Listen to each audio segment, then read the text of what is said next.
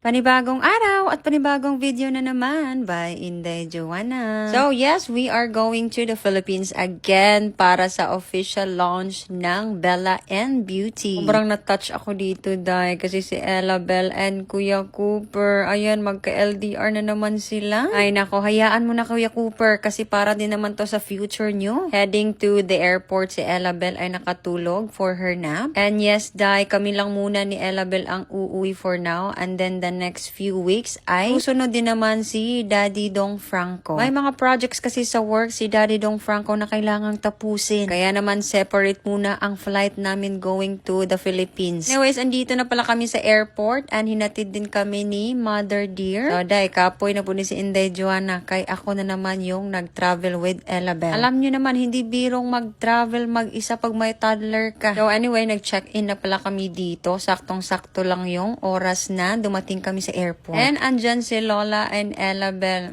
Tawan po ang Lola din, nagkalisod na tawag karga. Tapos ayan, cuddle, love muna kay Daddy kasi malulungkot na naman si Daddy kahit few weeks lang naman. As much as we want to travel together, pero hindi talaga kinaya ng schedule ni Dudong. But this time, kailangan muna naming mauna ni Ella Bell kasi importante yung uuwian namin sa Pilipinas. So sa mga nakita sa aking announcement, we are launching our own cosmetic brand. So please, if you can follow our official Facebook page of Bella and Beauty. So yes, yung company name is inspired sa pangalan ni Ella Bell. Actually, yung second name ni Ella is Bella. Kaya naman tinawag ko yung brand na Bella and Beauty. Siyempre, pag magulang na tayo, para saan pa ba yung mga ginagawa natin kundi para sa ating mga anak. Nagiging selfless na talaga tayo pag naging isang magulang na. Anyways, ito pala ang sinerve nilang starter food para sa aming flight. Naambot day unsa nila, basta mga sagbot day, cheese and mga sosyalen. First time ko palang sumakay ng Turkish Airlines and I was surprised kasi they have chef on board. O, diba? First time kong sumakay ng mga long haul flight and then they have chef on board. Anyway, touchdown Istanbul. So meron kaming 2 hours layover dito ni Ella. So during landing nga din, nakatulog na si Ella Bell. Tapos nung paboard na kami sa aming flight to Pilipinas, ay naku day, nagising siya. So may kaunting tantrum at iyakan kasi sobrang pagod na ni Ella. As usual, pag may mga long haul flights kami, I am very prepared, lalo na sa mga laruan ni Ella Bell. Dahil nga hindi ko siya sinasanay sa mga screen time. And finally, after 18 hours flight, touchdown Pilipinas. And as usual, andito ang aking bestie para sunduin kami day. Tapos of course, andito din ang mamay ni Ella Bell at ang aking kuya. So yes, day, pinauna ko na sila dito from Butuan. Kasi for sure magiging busy ako sa launch day ng Bella and Beauty. So sila yung magiging katuwang ko dito while may inaasikaso ako.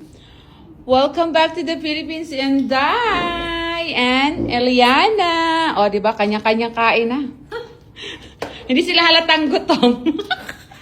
Dahil masarap yung pagkain sa business class, pero mas masarap yung Oy, si Liam ata yung galing ibang bansa. For me, okra.